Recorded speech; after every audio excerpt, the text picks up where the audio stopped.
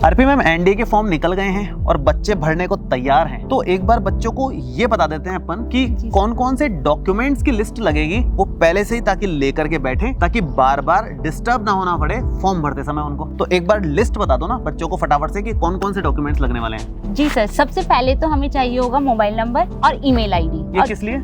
क्योंकि सर उसी पे तो ओटीपी आएगा, फिर ही तो रजिस्ट्रेशन हो पाएगा। दोनों पे आएगा मतलब? जी सर, तो दोनों जी सर। सही वाले डालने हैं? जी सर। ओके। उसके बाद हमें चाहिए होगी रीसेंट फोटो, जो कि जेपीजी फॉर्मेट में होनी चाहिए। ओके। और सर उसका साइज भी फिक्स है, आपको 20 से लेके 200 KB के साइज वाली ही आपकी रीसेंट फोटो लगानी है। ठीक है। उसके बाद हमें चाहिए सिग्नेचर की फोटो लेनी है, और वो भी ब्लैक पेन से ही लेनी होगी।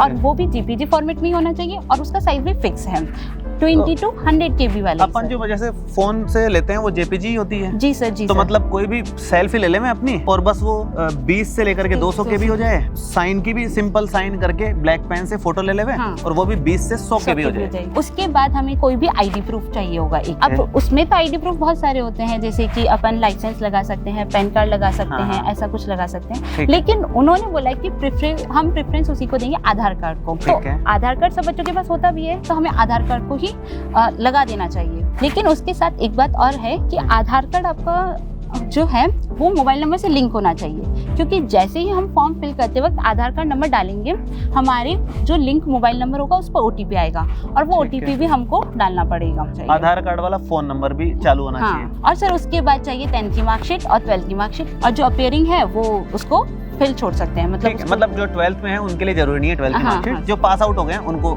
जरूरी है। मार्कशीट पीडीएफ फॉर्मेट में जाएगी, बाकी सब चीजें इमेज फॉर्म में थी। बाकी वो पीडीएफ फॉर्मेट में जाएगी, और उसका साइज भी फिक्स है। अपन को 50 से लेके 300 KB के अंदर ही डालना है 10th की मार्कशीट। उसके बाद हमें चाहिए होगा जाति प्रमाण पत्र।